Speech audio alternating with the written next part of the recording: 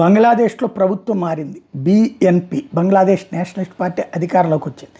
అయితే ఈ ఎన్నికల ప్రారంభమయ్యాక హిందువుల మీద దాడులాగినాయి, హిందూ ఆలయాల మీద దాడులాగినాయి. మళ్ళీ ఇప్పుడు ప్రారంభమైంది.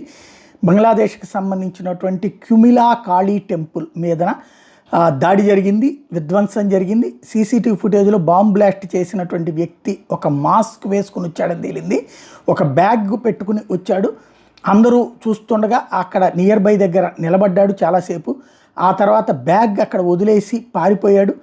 ఆ తర్వాత బాంబు ఎక్స్పోజ్ అయ్యింది, పేలింది అన్నటువంటి విషయం ఇక్కడ చూడండి. వాడు వచ్చి జాగ్రత్తగా ఇక్కడ వాడు వచ్చినటువంటి దృశ్యము అది స్పష్టంగా కనబడుతుంది. మామూలుగా అందరితో పాటు అందరూ చక్కగా అక్కడ గుడి దగ్గర ఉన్నటువంటి సందర్భంలో ఒక వ్యక్తి వస్తూ ఉన్నాడు చూడండి, బ్యాగ్ తీసుకుని కనబడతాడు. ఆ తర్వాత ఆ వ్యక్తి వచ్చి బ్యాగ్ని అక్కడ ఆ పైన భక్తులందరూ కూడా ఎవరి పనాలు చేసుకుంటున్నటువంటి సందర్భంలో వచ్చాడనమాట.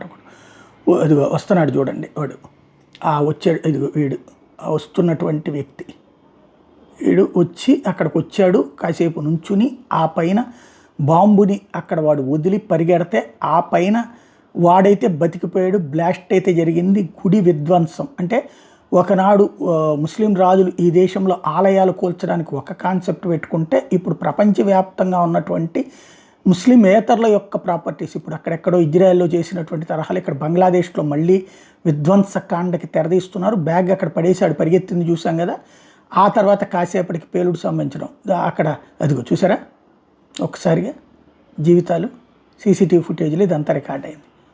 దీన్ని బట్టి ఎలాంటి పరిస్థితుల్లో హిందువులు ఉన్నారు ఆలోచించుకోవాల్సిన పరిస్థితి.